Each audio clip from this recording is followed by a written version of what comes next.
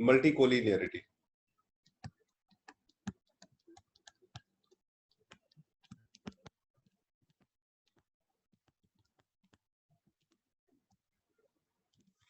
Multicollinearity.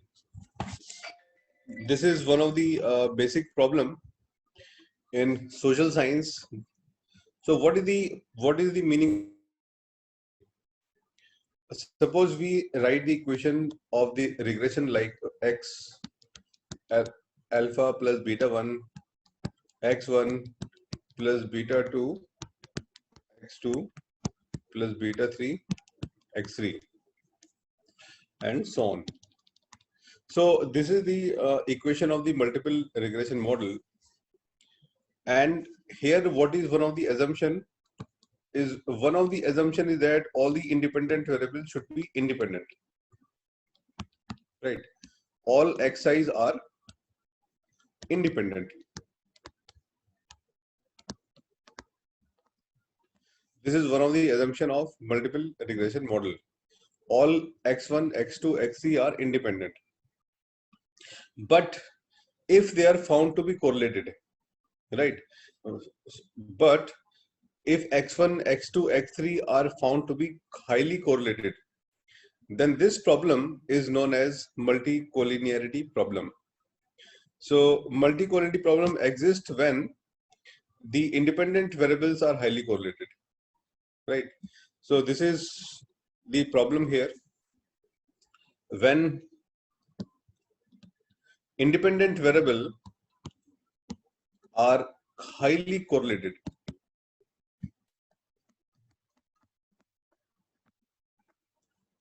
then this problem is known as multicollinearity.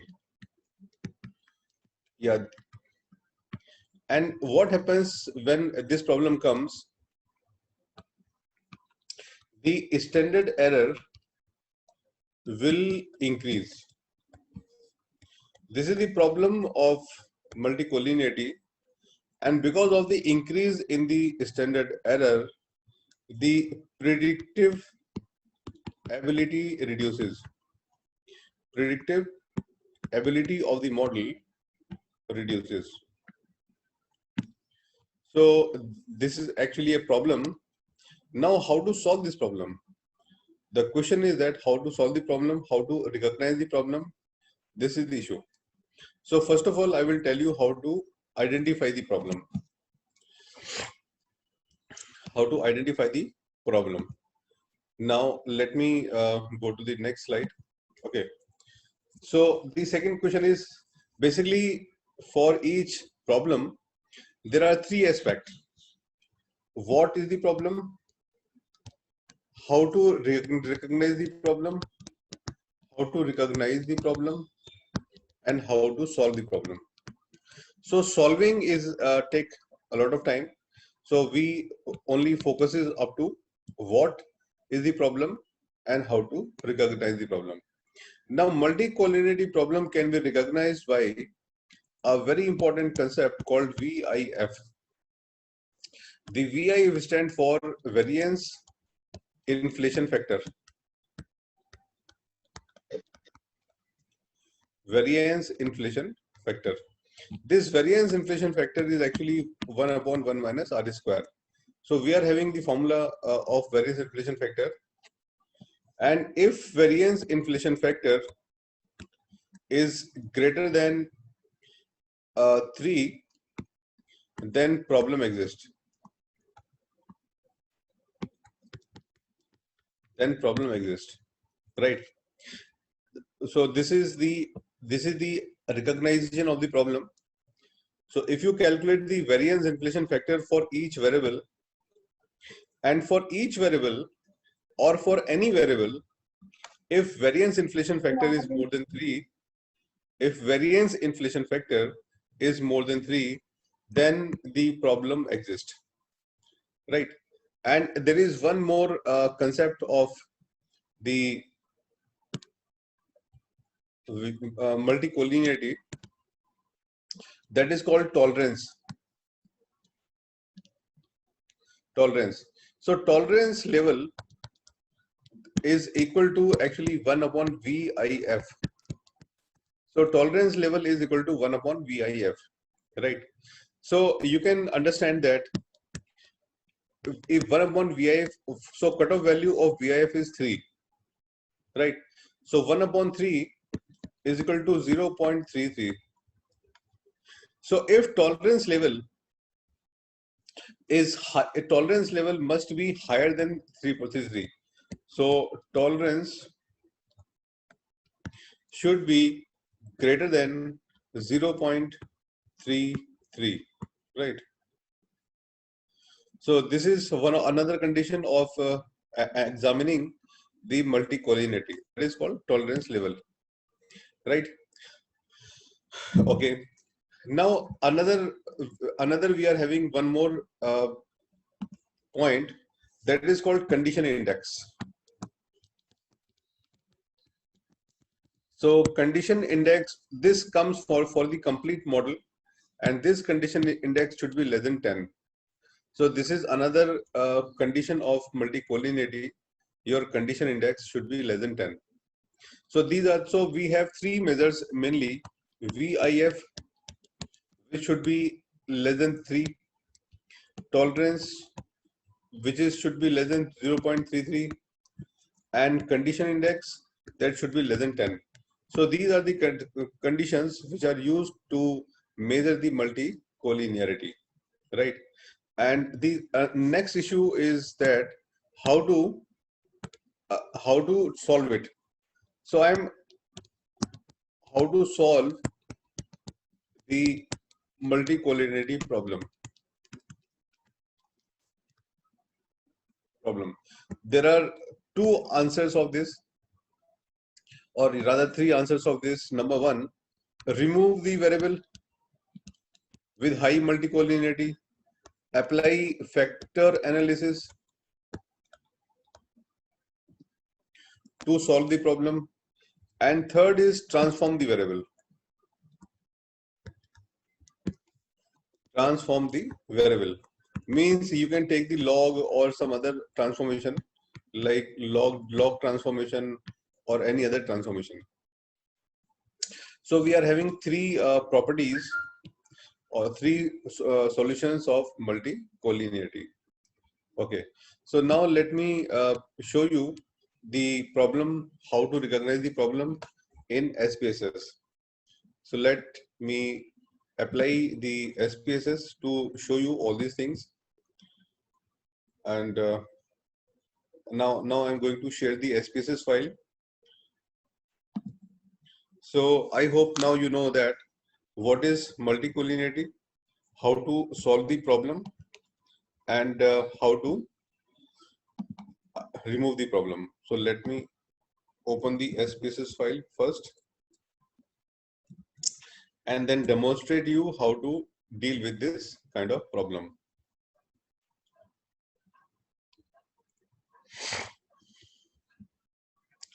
Okay, and we will check all the three conditions, whether VIF is more than 3 and tolerance level is more or less than 0.33, and what is the value of condition index. So I hope the screen is visible to you, and let me, yes sir, it is visible, open the data set. And so we are for multicollinearity, I am opening a file that is regression analysis, and let me open this demand. Okay, so in this file we are having one variable y, and there are 5 variables x. So y is a dependent variable and there are 5 independent variables, and we are going to apply the regression model, and we want to find out whether the multicollinearity problem exists in the data set or not. So let me go to analyze and the regression. So we are going to apply the linear regression. Okay. Now y is my dependent variable and all these variables are independent variables. So let's click OK. So here you can see that we are not able to identify whether the 5 independent variables are correlated or not.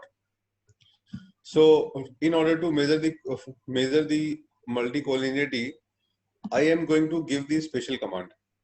So what is that special command? You just check it. So the same command I am repeating, and we are having an option called statistics. So click on the statistics, then click on the collinearity diagnostics. So click on the collinearity diagnostics. And so this option, collinearity diagnostics, is only for examining the multicollinearity problem. The option collinearity diagnostic is for analyzing the multicollinearity problem. Let's continue it and okay. So now you can see VIF and tolerance here, right? And so in this result, so I am noting down some important points. The VIF of all the variables are more than 3. You can see there. The tolerance level is less than 0.33, and you can see the condition index. The overall condition index, right? The overall condition index is greater than 10, right? So the software is saying that the condition index is only less than 10 for 2 variables. So you can take only 2 variables in the regression model. If you take any 3 variable, the condition index is more than 10. So all the conditions are very dangerous and showing the problem of multicollinearity. So the conclusion we can draw from here, that this model is suffering from multicollinearity problem. So this model is suffering from multicollinearity problem. So I hope now you know what is multicollinearity problem and how to identify the problem in the regression model, whether the problem exists or not. So this is the case. Now the first solution of this multicollinearity problem is that you can remove some of the variables. Like for example, in this case, you can see that the variable x5 is having the highest level of multicollinearity problem. X5 is having the highest problem of multicollinearity. So let me reduce the x5.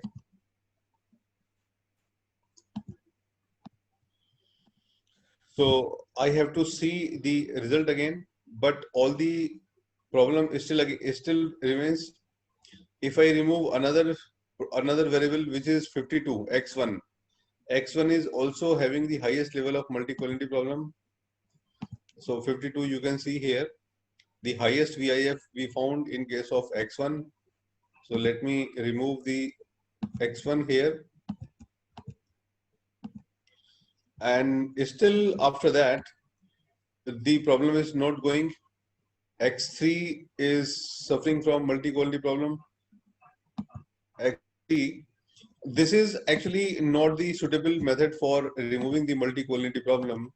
This is only the still we are having the problem. So you can see that we are still having the problem of multicollinearity, and we cannot solve it. So the removal of the variables is not solving the problem. So we can go for some other tests. Like there is one test called the factor analysis. So if I can convert the variables into 2 factors, 2 or 3 factors, then I can use it. Otherwise, then also I cannot apply I just checking it, because this topic I will not cover in the workshop.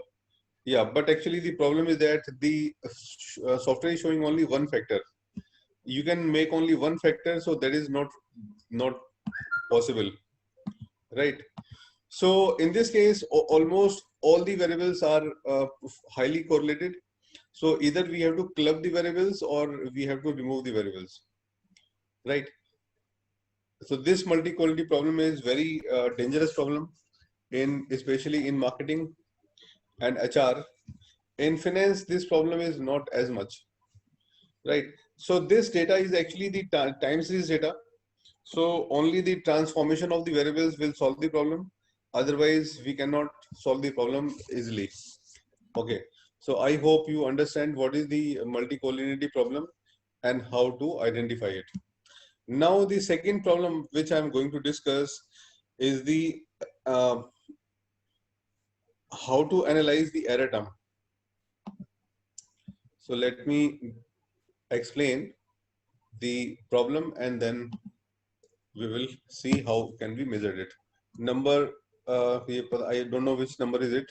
So the regression model is equal to alpha plus beta 1 x1 plus beta 2 x2 plus beta 3 x3, right?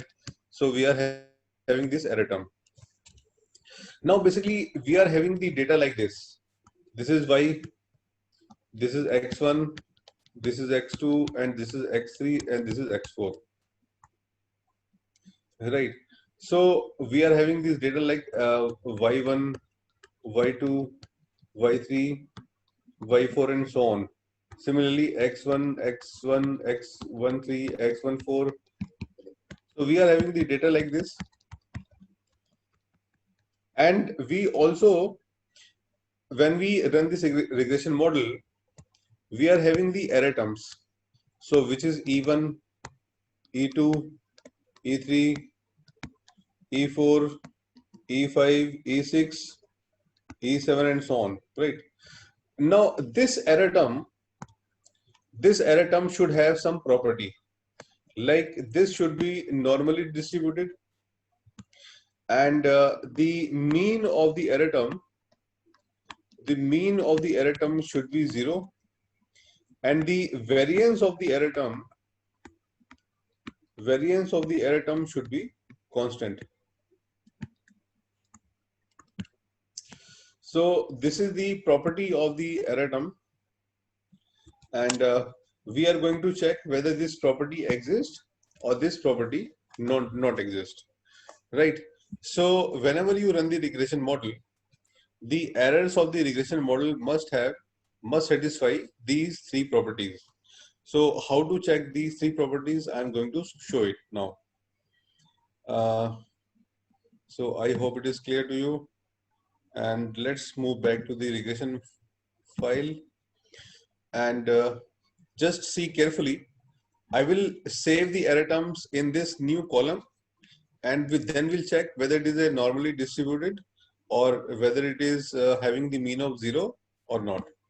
So you just see the command. I just run the regression model, and now I want to save. You can see there is an option called save, and I want to save the unstandardized residuals. So I want to save this unstandardized residuals, right? So and I just click on continue, and after saving the unstandardized residuals, I am selecting the OK. And after this command, you can see that residuals comes here. So all the residuals comes here. Let me decrease the decimals here. Okay, now this is the residual term, or this is the error term. I want to check whether it is normally distributed or not, first of all. So I go to analyze, descriptive, and explore. So this is very important command.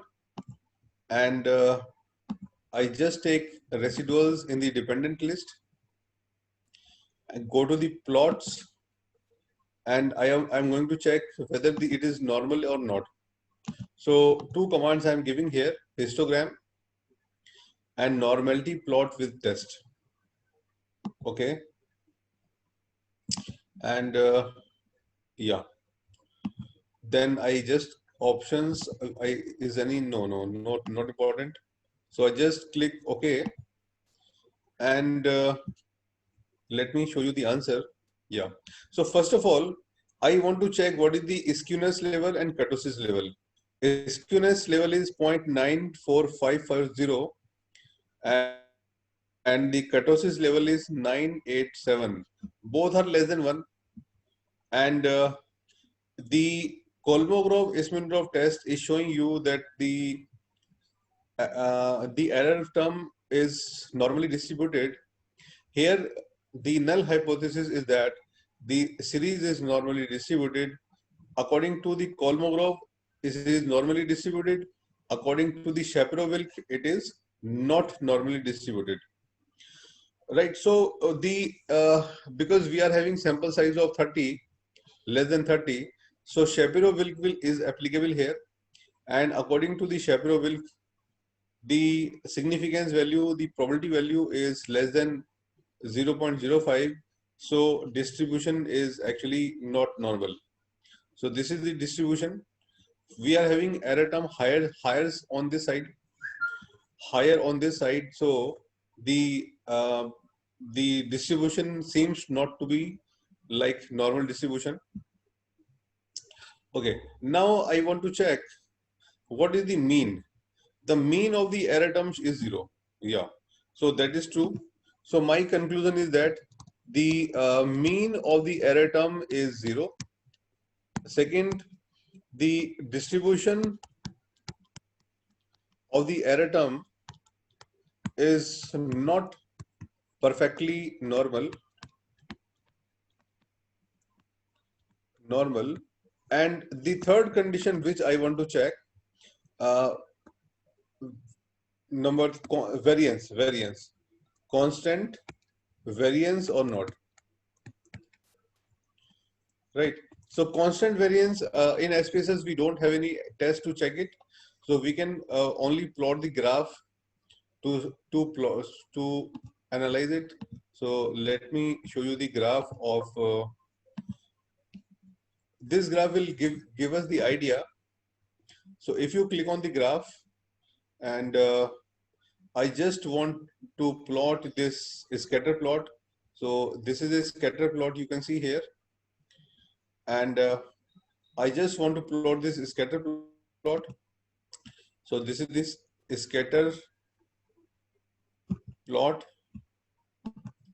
And the y-axis, I want to keep the dependent variable. And the error I want in the independent variable. And just click OK. So you can see the scatter plot here. And this scatter plot is showing you that the errors are, the variance is not exactly same for all the variables. The regression line seems to be like this. So let me show you that the regression line seems to be like this here. And the error term is having, here it is having the high variance, some low variance. So there is a lot of variance here. And one thing I am also feeling here, there is a lot of outlier. So like this is a outlier. So these two values are the outliers. Outliers means the values which are far from the regression line. So there is some possibility of the outliers here. Let me check the outliers, because we can also check each and everything in SPSS. And I want to check whether the error term is suffering from the outliers or not. So let me run it again. And now in the last, you can see a plot. Yeah. So this is a plot which tell you whether outlier is there or not. No, outliers are not there. Outliers are not there. But this is not perfectly normal. So in this case, after analyzing the error term, we have a feeling that we are not getting the perfect error term here. some problem is there.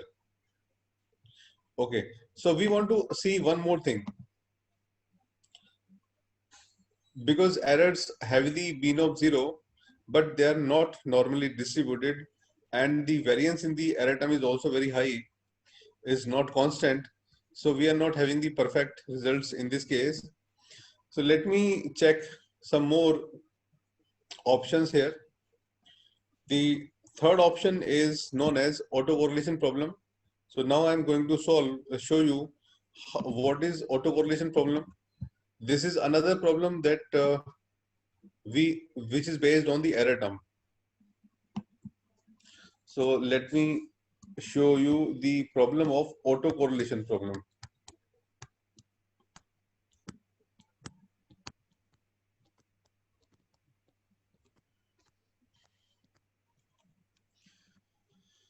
So one of the assumption is that the error term should not be correlated. Should not be correlated. So what is the meaning of error term should not be correlated? The meaning is that if we are having the error term like E1, E2, E3, E4, E5, E6 and so on, and if we take the series like that, so we are having E2, E3, E4, E5, E6, E7. So we are having two series here. This is the series number 1 and this is the series number 2.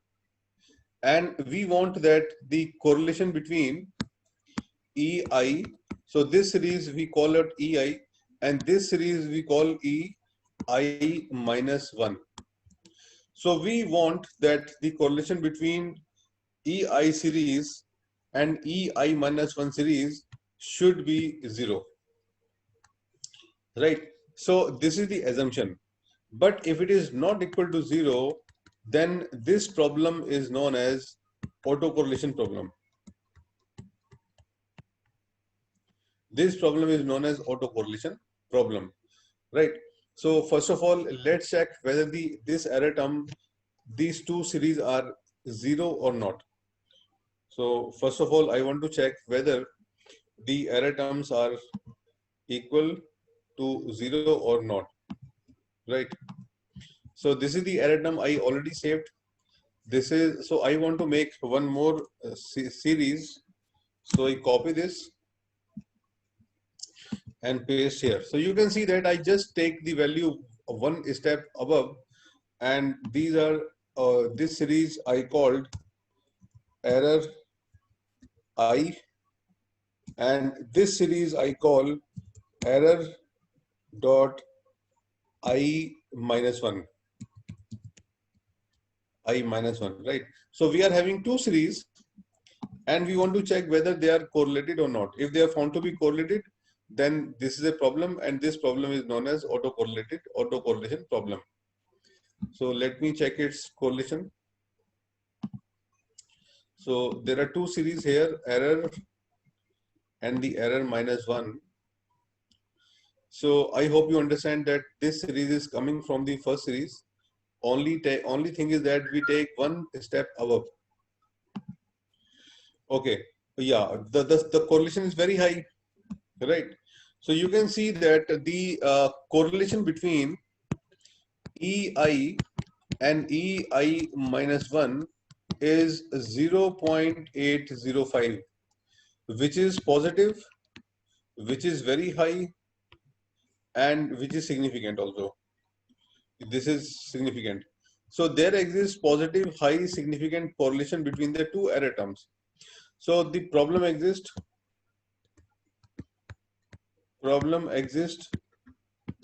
and this problem is known as autocorrelation problem, right? Now, the concept of this problem is understood, but there is another way to identify this problem. So let me explain you that how to identify this problem also with another method. So there is a test which is known as Durbin-Watson test. So there is a test which is known as Durbin-Watson test, and this Durbin-Watson test is used to identify the correlation, to examine the presence of autocorrelation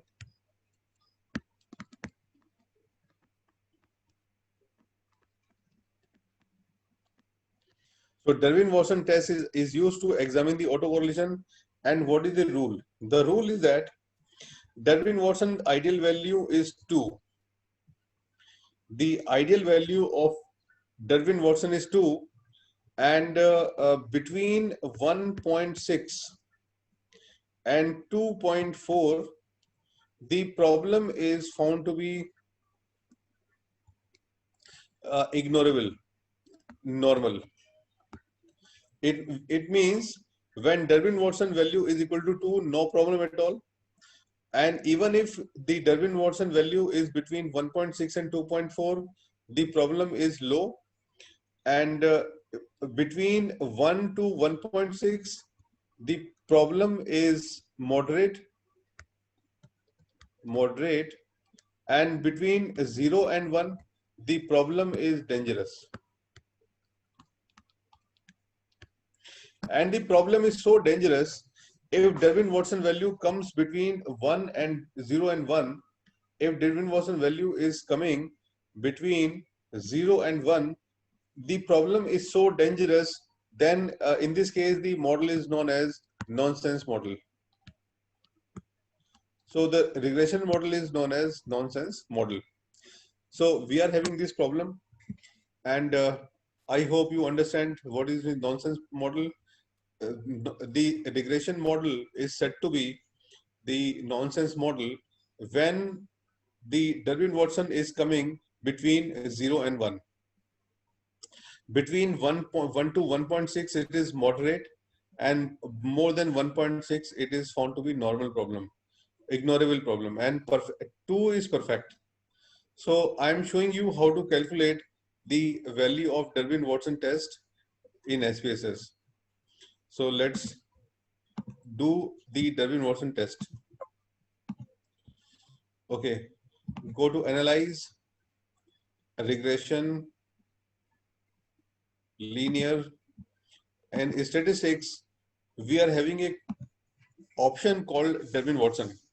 So now I am going to apply the Durbin-Watson test, and I will check whether what is the value of my Durbin-Watson. So let me go to continue and run it.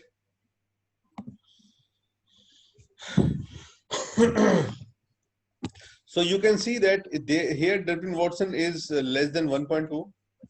So we can check here the value of Durbin-Watson is less than 1, means autocorrelation problem exists. So we already checked it with the help of correlation test. Now Durbin-Watson is also supporting it. The problem of auto correlation exists in here, and because Durbin-Watson value is less than 1, so this regression model is a nonsense model.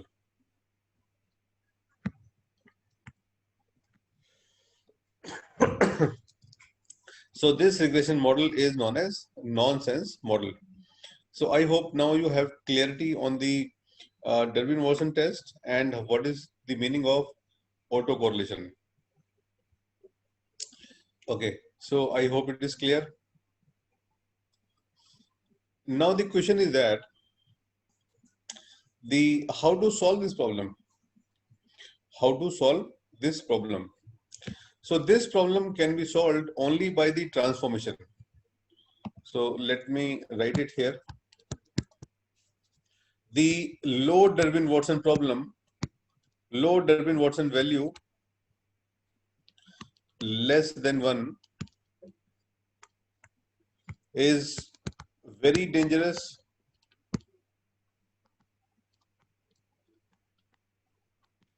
and it can only be solved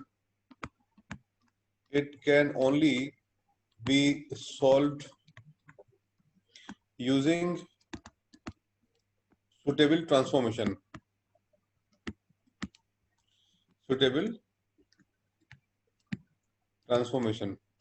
So most of the cases we use the transformation that the y is equal to log yt upon yt minus 1.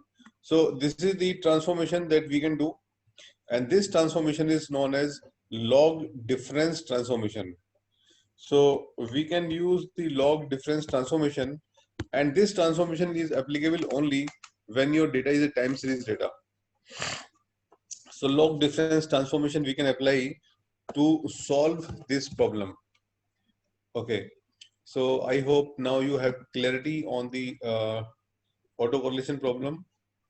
So let me go to the whiteboard.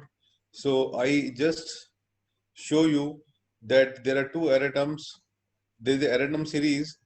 We make another series by making E2 as a first observation, and then I find out the correlation between the two, not found to be 0. And this is also proved by autocorrelation Durbin-Watson test, and the autocorrelation problem exists in the data set, right? One more problem which is related to the error term is the correlation between the error term and the dependent variable should also be 0, and the correlation between the error term and all the independent variable should also be 0, right? This is the condition known as exogeneity, and this condition is testing for endogeneity. So let me explain you these two problems, exogeneity and endogeneity, with the error term.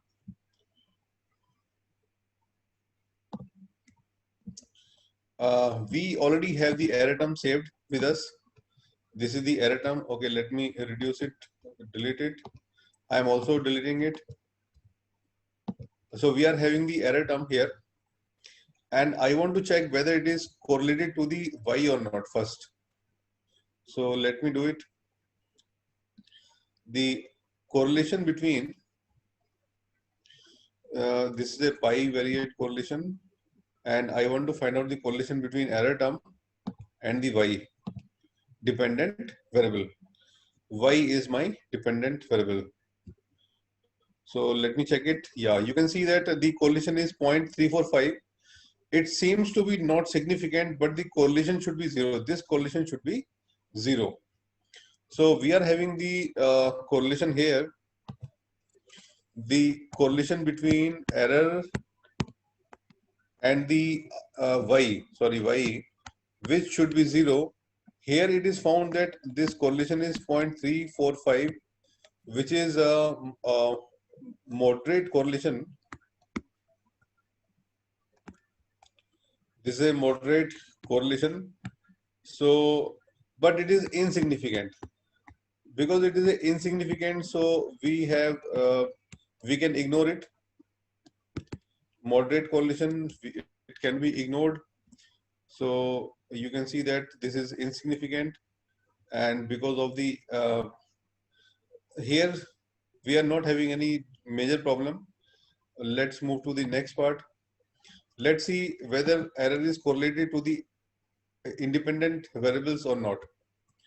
So now I want to check the correlation of the error term with the x variables. So I am taking all the independent variables, and let's take the correlation between them. Now this is the error term, and the error is not seems to be correlated with x1, x2, x3, x4, x5. Yeah.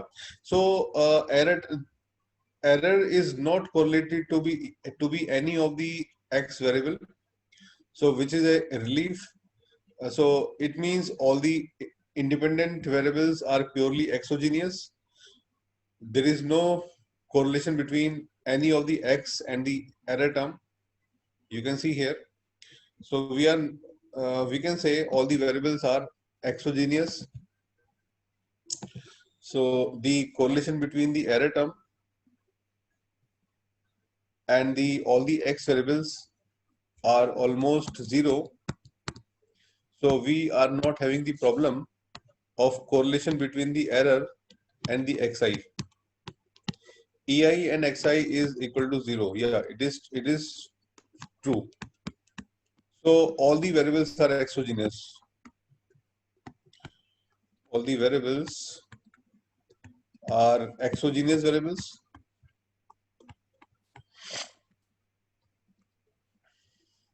So right, so we don't have this kind of problem here. Now I hope you understand what are the different assumptions related to the error term. Okay. Now one more problem I want to solve it, that is called outliers. What is the outliers and what is the how to solve this problem? I'm going to show you. Next problem which I want to show is called outliers problem.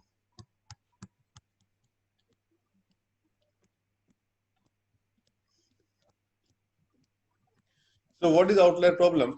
Actually, here we are having the problem of multivariate outlier. Multivariate outlier. So let me explain what is the outlier first. So outliers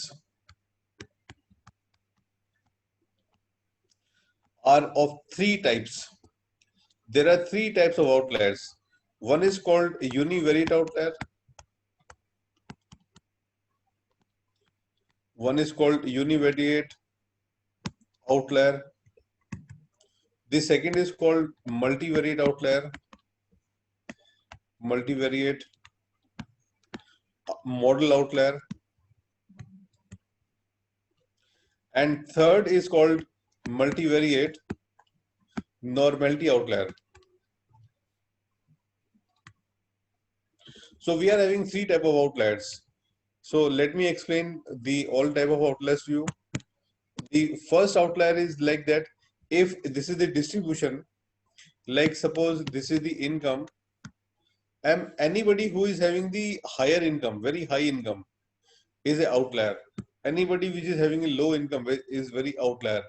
So normal people comes like in this range, and anybody who is having the income like this, or like this, so they are the outlier. So you have to remove these outliers to make the distribution normal. So this is the example of, like for example, this is the age.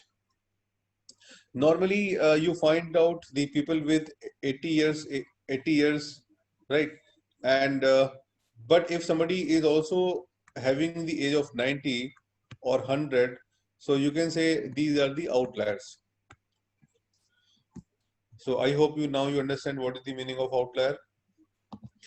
And second type of outlier is multivariate outlier. So which is we are going to discuss here. This is the multivariate model outlier.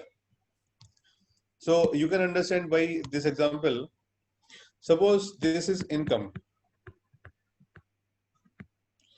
and this is consumption.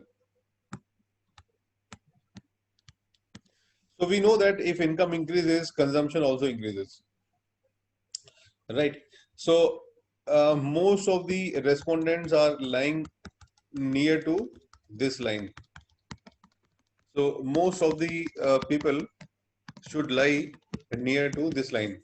But I am telling you, there are many people who behave like this. So like I am showing you two people, Mr. A and Mr. B.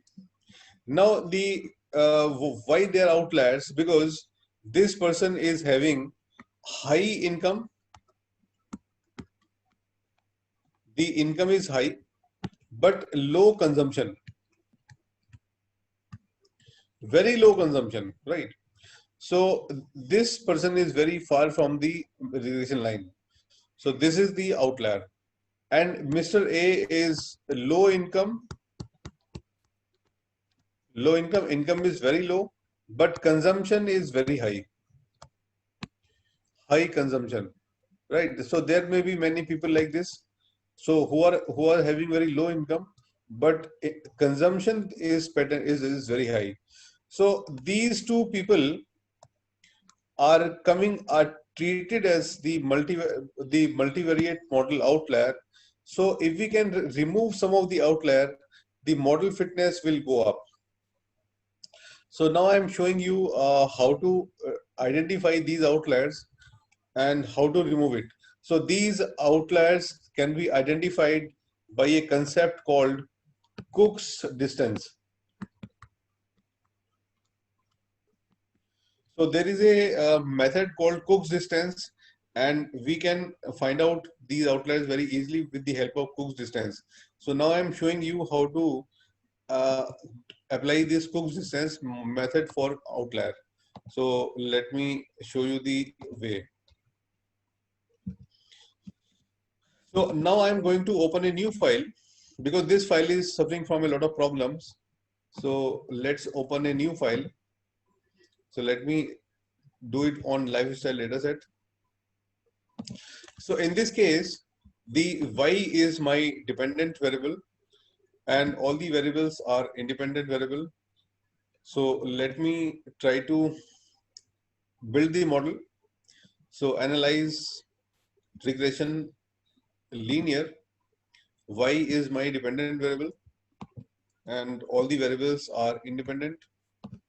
And I want to check whether the model is suffering from collinearity, whether the model is suffering from Durbin-Watson. Continue and okay. In this case, the Durbin-Watson value is coming 1.865, perfect, no problem at all. And you can see that VIF value is 1 for all the variables because it is solved by factor analysis problem. So in this model, we are not having the problem of autocorrelation as well as we are not having the problem of multicollinearity. So this model is free from autocorrelation and multicollinearity problem. But the problem which we are having here, the R square is very low, just 41%. The R square is very low, 41%, and we want to improve the R square. So how to improve the R square? The answer is that, so I'm just writing one thing because yesterday we had a discussion on this also. So the question is that how to increase the R square of the regression model.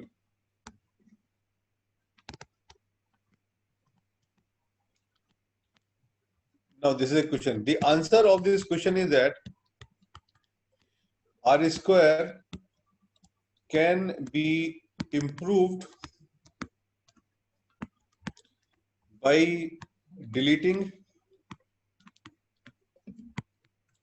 or removing the observations with Cook's distance value with Cook's distance values greater than 0.01. So now I'm showing you this concept. So how R square can be improved by deleting or removing the observations with Cook's distance value 0.01. So now I'm going to show you this answer because I hope none of you may be aware about this problem in regression model. So let's see the how this problem can be solved. So clear it. Now I am solving the problem of low R square. So let's go to the analyze regression linear and go to save. So when you go to save, you can see this option called Cook's distance, Cook's distance, Cook's distance.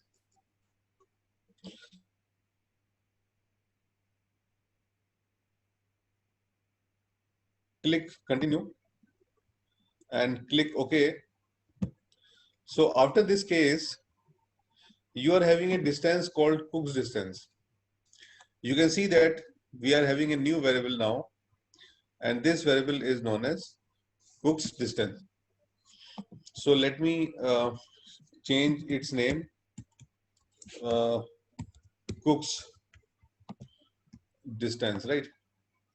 So if I show you the distribution of Cook's distance, you may be surprised to see the distribution.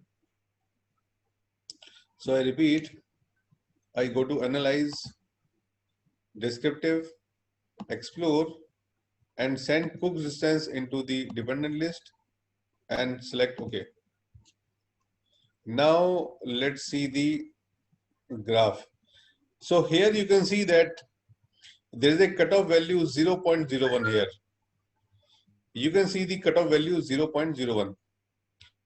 So if we remove all the values which are more than 0.01, right, which are more than 0.01, so some outlier can be removed from the model.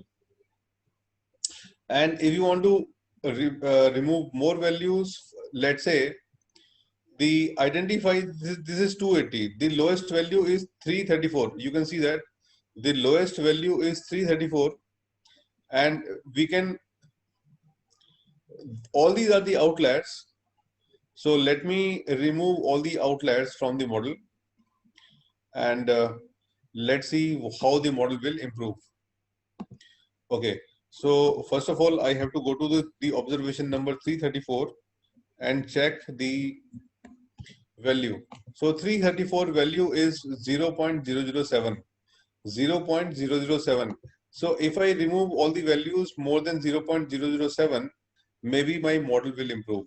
So how to remove that? Let's say I am going to the data. This command you have to note down because it is a new command. I'm going to the case, select cases, and I'm giving a condition that I want to apply a regression model where the Cook's distance is less than 0.0007. So I want to apply a regression on the values where Cook's distance is less than 0.007. Okay. Now after this command, you can see some of the values are crossed by the software. Some of the values are crossed by the software. So let me click on analyze and go to the regression, linear, everything is same. Now you can see that the my R square increases to 57. So earlier it was 41. Earlier this R square was 41. Now this R square is 57. So you can see that how R square can be improved in the regression model by removing the values where Cook's distance value is high. So by removing the, all these are significant, no problem at all. There is no VIF problem and there is no autocorrelation problem.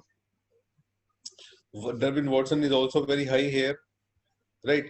So in this case, I showed you how to solve this kind of problem of low R square and how to improve the R square in the model, right?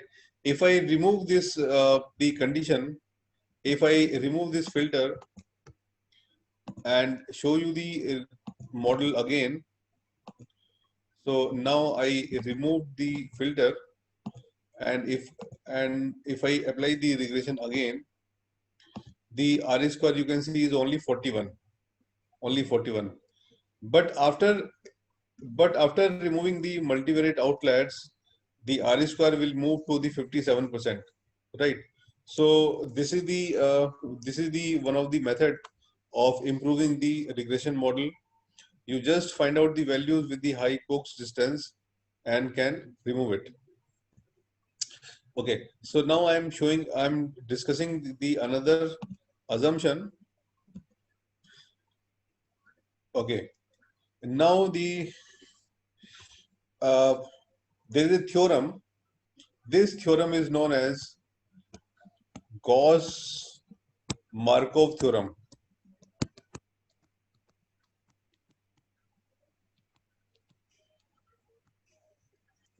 Gauss-Markov theorem. So what is Gauss-Markov theorem? Gauss-Markov theorem say that if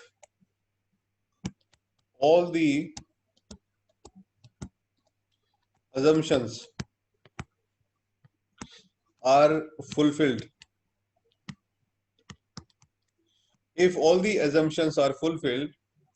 then we will get the blue estimators. Right. So now this Gauss-Markov theorem is very popular, and it only say that if all the assumptions are fulfilled, then we will get the blue estimators. So now what is the meaning of this blue? So here we are having four words: B, L, U, E. So B means best, L means linear,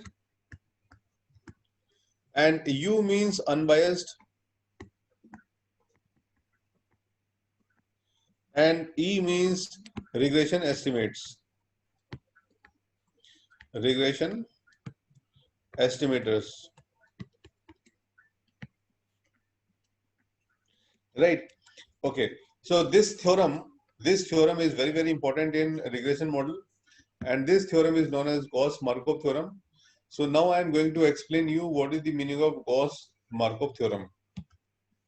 Okay, now what is the meaning of the best, what is the meaning of the linear, and what is the meaning of the unbiased and regular regression estimators. So let me explain this concept in detail. Okay, so I said that the first meaning is best. Best means the standard error are the lowest. The standard error of regression coefficients are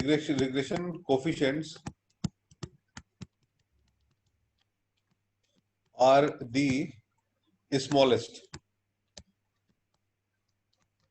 This property is also known as minimum variance property, right? So this is the meaning of best.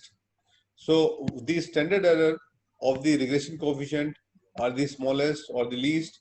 This property is known as minimum variance property, and if you are having this property, then you can say your regression coefficients are the best coefficients. Regression coefficients are the best coefficient. After that, we are having a property called linear.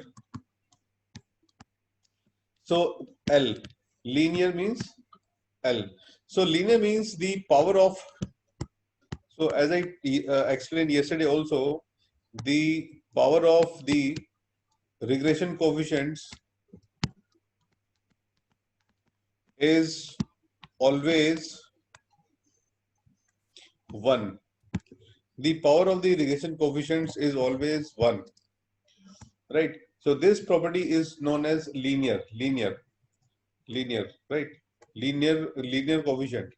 And we know that whenever we write the regression model, the alpha plus beta into x1 plus beta into x2 plus beta 3 into x3. So you can see that the power of alpha is 1, power of beta is 1, beta 2 is 1, beta 3 is 1. So this is the property of the regression coefficient. So power of the regression coefficient is always 1. So this property is called linear.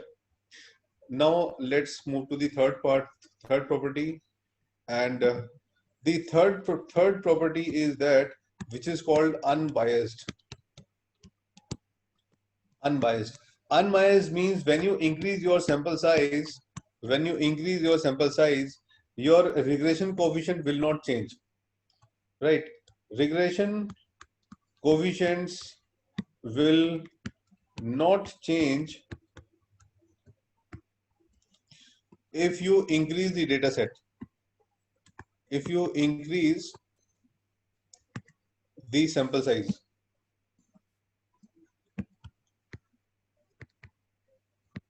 Right? So this property is called unbiased. Or even if you are having sample 1 and sample 2, the regression coefficient will not be different. So we are having the same regression coefficient, same alpha and beta for the different samples, right? Sample 1, sample 2, sample 3. So all these samples have the same regression coefficients, right? So whenever you are going to apply the regression model, you have to prove that all the assumptions are fulfilled and you have blue estimators. So in statistics and econometrics, this property is very, very important property, and this property is given by a theorem called Gauss-Markov theorem. Right. So I have discussed almost every aspect of the regression model, and only thing is that you need to do practice on regression models. And so now, because we are having 15 minutes left, I am not moving from this point. So I take 2 sessions to complete a regression model, but almost I covered all the aspects of regression model, and the next 15 minutes, 15 to 20 minutes, I am going to take your queries, and I also want to take the feedback from different participants. And one thing which I want to do, I want to click some photographs for my memory for this workshop. Okay, definitely, sir. You are welcome. And but before that, I require that some of you may unmute. Oh, sorry. Show the video. Means put your video on. Okay, no problem. Everybody will come, because day before yesterday I was invited by the Lahore University, South Asia University, and there I put also the photograph in the Yes, sir, no problem, sir. web page. Yeah. Yes. So I just because this workshop is the first workshop in in North area, so I just want to get the feedback of the workshop, and we can discuss the query. Okay, If any query you have about the research, publication and all, I have spent 20 years in the academics with the different institutes, and I have worked with different institutes of top institutes of India, and still I am associated with different institutes, and so I am also running my data science company. So I have a lot of projects in data science, and so just so let me take my mobile phone to take the picture. Wait for a few minutes, sir. Principals are also coming. So I also suggest you to take some pictures to publish in your magazines or some other. Definitely, sir. Definitely, we'll take care of that.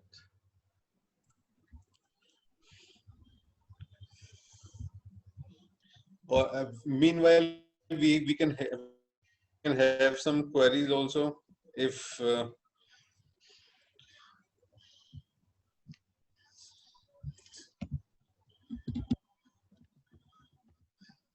Yeah. Surajit, you can also take some photographs, because Yes. these photographs are helpful in NIRF ranking and all ranking parts? Yes, sir. Yes, sir.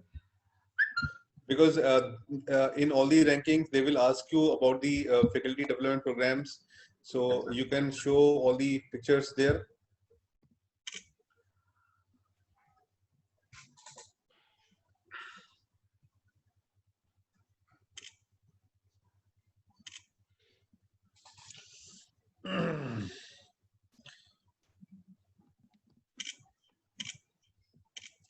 Okay, so I'll I have send a taken screenshot to enough you pictures. or to all the participants.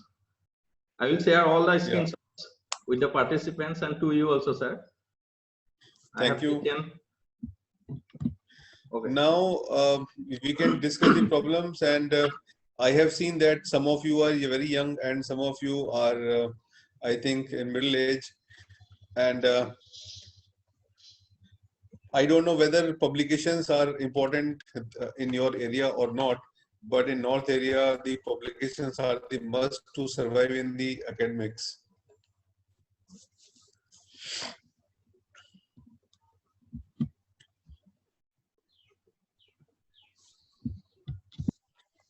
Yeah.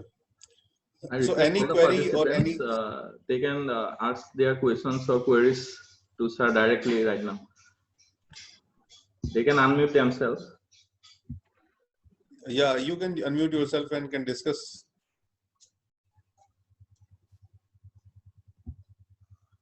Sir. Yes, ma'am. Sir. So yesterday I asked one question about R low R square. I got the result today. That means I can use Cook's distance value. Yeah. Sir, so it can be used for bivariate regression model.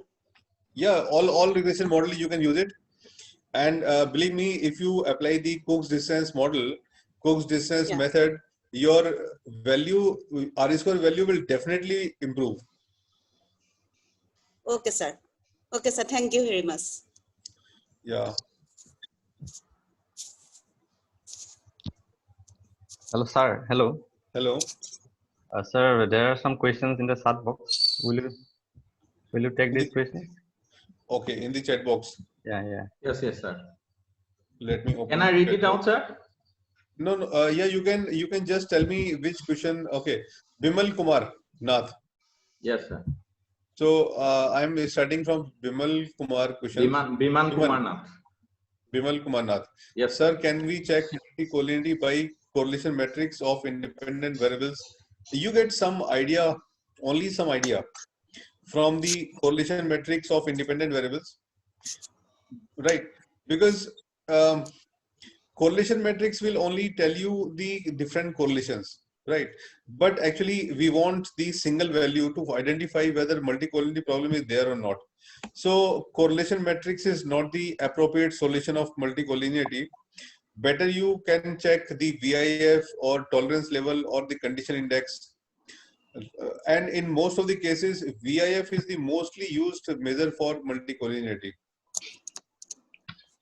So correlation matrix is not the sufficient method for testing the multicollinearity. Then Niluptal is asking, if we have high R square, should we remove, if we have high R square, should we remove outlier applying this Cook's distance method? If we have high R square, actually, if you have high R square, there is no logic of applying the Cook's distance, because Cook's distance we use to increase the R square. If you already have the high R square, what is the use of it? So I think this Cook's distance method is used only when you have the low R square. Okay, then Ritopan is asking that can we have negative value of adjusted R square? If yes, what is the interpretation? Yeah, actually this negative R square is found in case of only financial series. Suppose you want to predict a stock market, which normally we cannot predict with the help of stock market.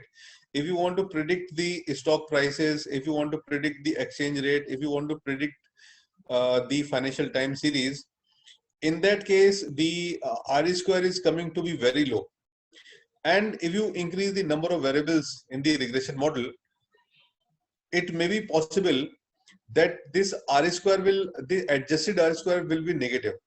It is possible, right? But it means if you are having the negative R square method of the model, it means you have to remove some of the insignificant variables from the model. So some of the insignificant independent variable should be removed from the model. And but this is very rare. The negative R square, negative adjusted R square is very rare. So Ritopan. Okay. Now the next question is Vinod. Okay, your teaching method. So I hope you understand most of the things. Great. And Vinod Goswami. Now the standard values of are determined for different tests that you have given to us. How the standard values? No, actually, whenever you apply the regression model, the standard errors are just at the in the second column of the third table, right? So whenever you see the regression coefficient, the next column is representing the standard errors, right? If you can compare the standard errors of the different models after removing the problem, before removing the problem, you can see your standard error will decrease when you solve the problems. Yeah. So this standard error, you can see it is in the third table of the regression models. And yeah, you can actually you can note on my email ID, as well as you can get my phone number also. That is not a problem. And I'm just writing my phone number in the chat box. You can WhatsApp me if in case of any problem. Okay. Now the next is, okay, no more questions I have found in the chat box. I think most of you are in the starting stage of research. So one thing which is very important at this time, that the research questions you have to find out. The appropriate research questions you have to find out, and these research questions are of that nature which can improve the life of the people. Then your paper will be definitely published by the different publication houses. Sir. Yeah. So we are in the end of this workshop on data analysis in social science research. So I think that in the last 7 days, we have learned so many concepts and techniques related to data analysis through SPSS. So yes, Dr. Ajay Kumar Chauhan sir makes all the concepts and techniques very easy to us with his simple deliberation. We are very thankful to you, sir. I hope all the participants have enriched their knowledge domain to a certain extent, and now I am hopeful that they can use all these concepts and techniques in their research with confidence. So thank you, sir. Thank you all the participants for your active participation in all the sessions.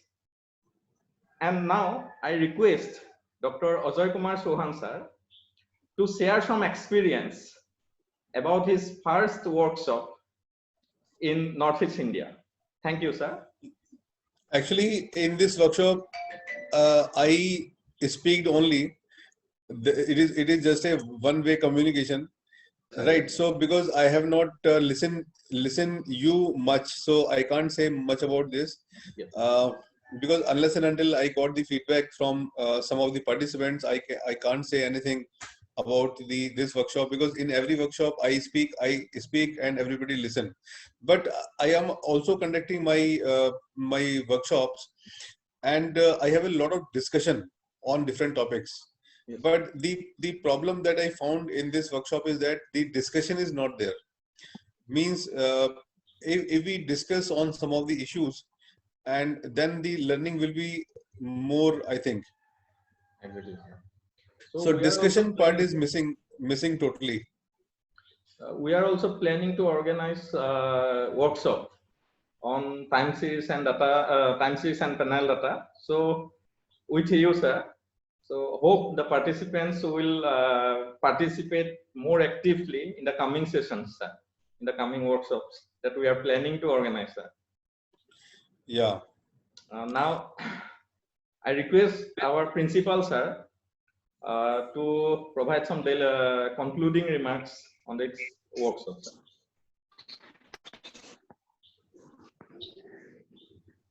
You can unmute, sir. Yourself. Okay, no problem. Very good morning to you all. Thank you so much, Dr. Surojit Sakya.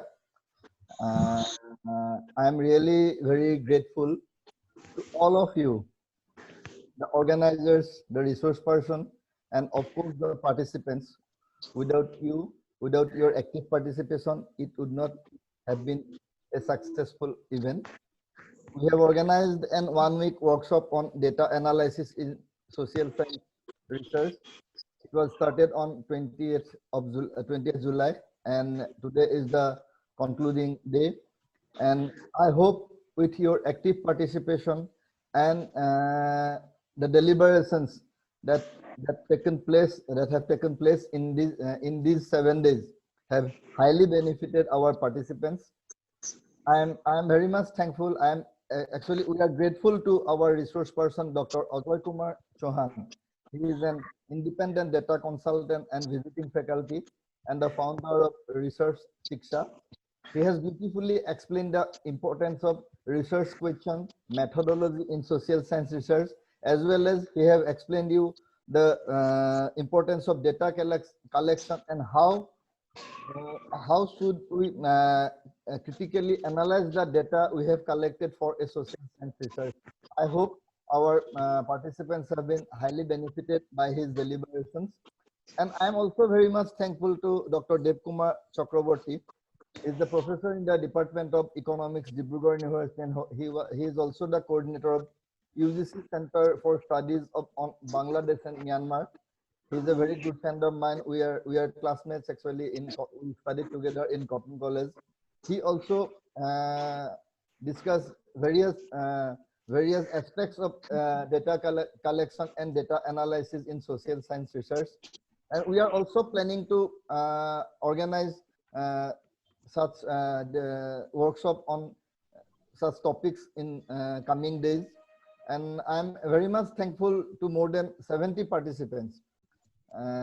For your participation only, we can hold a 1 week workshop very much successfully. And I must offer my sincere thanks to the organizers, Dr. Surojit Sakya, Nilutpal Sutia, Dr. Pankaj Kumar Nath, and the entire team. I must thank Dr. Surojit Sakya because he is the person who awarded the major research project sponsored by ICSSR, and Vida Gorgaon College have organized this 1 week workshop on data analysis on social science research in collaboration with the major research project that was awarded by the ICSSR to Dr. Surojit Sakya. I again want to thank you all and hope your participation and the deliberation that have taken place in these 7 days of workshop have highly benefited our participants. And again, I would like to offer my sincere thanks to the resource person and hope you would be kind enough to cooperate with us in the coming days also. Thank you so much. Now I request, thank you, sir, for your words, concluding remarks. Now I request the participants to share their experience in this workshop. Some of the participants can share their experience. Thank you. You can unmute yourself. Hello. Yeah, Surajit. Yes, yes, you Hello. are audible, sir. Hello. Yes, Yes, Nilpur? Surajit. Yes, sir. Yeah. Yes, sir. You are audible. You are audible. Okay. Okay. Just I wanted to myself Tapajyoti Dattara, HOD, Women's College Tinsukia, Economics. I just wanted to share a few words. First of all, I'd like to thank the principal of our college, Dorgaon College, Dr. Sabyasachi Mahanta, with whom I did not have the opportunity to come across personally before him, but I am very familiar to his face, his presentation, overall appearance in the because Dorgaon College during this time period has become very famous. We are taking some positive initiatives during the this periods, and Dr. Surajit Shaikia, Nilot Pulchita, these names of these academicians are very much close to us now. I have been with the observing and participating in the different webinars, and even this workshop has proved to be very much influential in terms of academic pursuit. So I would like to thank, first of all, Dr. Chakravarti sir, DKC sir, for his beginning session on data. He has gone through the basics of data analysis. Then the session started with Dr. Chauhan sir, Ajay Kumar Chauhan. Actually, he gave the his YouTube series of YouTube lectures that he has presented, and after that I have purchased the book written by Dr. Chauhan. I think because it would be very much helpful. I would suggest everybody who has participated here, also who wants to go for the research work, must have get hold of this book. And the personality in the form of Dr. Ajay Chauhan, it has actually we have become a lover of him. I would like to pronounce to you, sir, and keep in touch with us. The channel may be the Dorgaon College, but we will also start our contact with you as you have given. So we are really grateful to you, sir. And to Sabyasachi Mahanta, the organizing committee, thank you very much for giving us the opportunity to have a nice workshop. And for people, middle-aged people like us, it is very much influential. It has given a new life to our pursuit of academic excellence. So thank you all. Thank you very much. Thank you, sir. Everybody, and Ajay Chauhan sir as well. So, Hello. Hello. okay, yes, you are audible, madam. Yes. May I say something? Yes, yes, madam. Hello, everyone. I am Surabhi Dotto, Assistant Professor of Economics, Women's College, Tinsukia, Assam. First of all, I would like to express my thanks and gratitude to the respected principal of Dorgaon College and to the organizers, all the organizers of the Dorgaon College for organizing this workshop. And especially I thank all the organizers for introducing respected resource person, Dr. Ajay Chauhan sir, to all of us. Our respected resource person, Dr. Ajay Chauhan sir, actually has explained all the topics covered in this workshop in a very simple, attractive and lucid way with many examples. Actually, I personally benefited a lot and able to clear many statistical concepts in these days. Thank you, sir, for your deliberation and penetrating analysis of the concepts. I would be happy to learn more statistical techniques and concepts from you in future. And thanks to all the organizers again, and thanks to all the participants. Thank you. Thank you. Thank you, madam. Hello, sir. Yes, yes. Is it you are audible? Yes, sir. This is Biman Kumar Nath, Assistant Professor in Economics at Mahapur Srimanta Shankardev Vishwavidyalaya, Nagaon. I'm really very much thankful to the organizer as well as the resource person has rightly tracked whatsoever been taught, even from the simplicity statistic to the cook distance till now, and he has rightly tracked all the whatsoever tools are required for that analysis. I think in due course of time we'll be getting more from him, like some advanced statistics or advanced econometrics, if possible. And organizer has rightly maintained the netiquette rules. I'm also, yesterday I told Surajit that the netiquette rules nowadays very important. That means showing your background and showing your video and unmuting and speaking something and taking food during the webinar is very common nowadays. And organizer has well maintained this. And that's why I'm thankful to the organizer also. Thank you, sir. Thank you, Biman.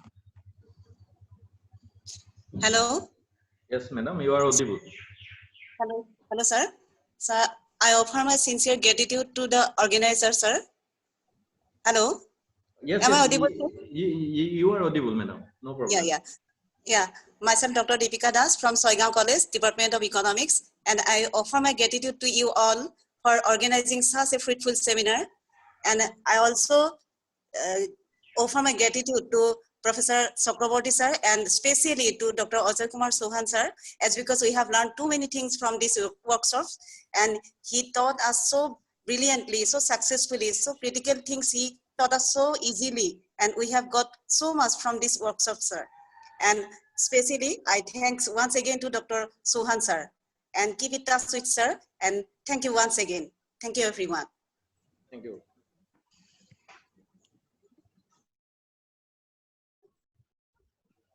So hope, thank you all the participants. As we have limited time, so that very less of the participants can share their experience. Thank you all once again. Now I request our coordinator, Mr. Nilutpal Sutia, to provide the vote of thanks. Thank you.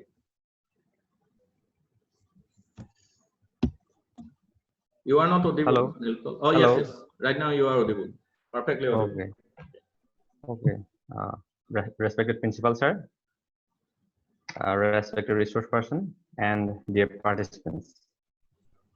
At the very outset, I'd like to thank our principal sir, Dr. Habbohasi Mohanto, for his continuous support and guidance in organizing this one-week workshop on data analysis in social science research. Under his able guidance, different departments of our college is organizing various webinars, special lectures in different aspects. So we are very thankful to you, sir.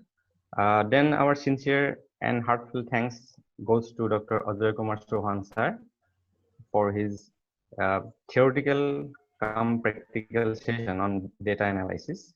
And the sir has elaborated every topic in a very simple and systematic way, which makes all the sessions very interesting as well as easy to understand. So we are highly indebted to you, sir. And then we must thank our another resource person, Dr. Professor Deb Kumar Chakraborty, sir, Department of Economics, Dibrugarh University.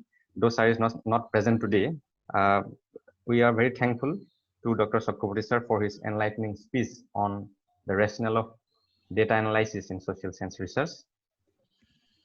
Then we especially thank our participants for their active participations in this 7-day workshop, without whom this event could not complete successfully. I also thankful to our members of the organizing committee, Dr. Pankaj Kumar Nath, librarian of Gorgaon College, and Dr. Dimbese Das, assistant professor of Department of Botany, Gorgaon College, for their assistance in every aspect regarding organizing this this workshop. Also, I want to thank Dr. Surajit Saikia, because he has extended technical as well as other supports from his ICSSR sponsored research grants. So we must thank him for our organizing committee, though he is one of the coordinators of this event. So thank you, Dr. Saikia, and hope we will meet soon again in another platform, because our principal sir has already mentioned that we will be organizing some other advanced, some other workshop on some advanced topic on data analysis.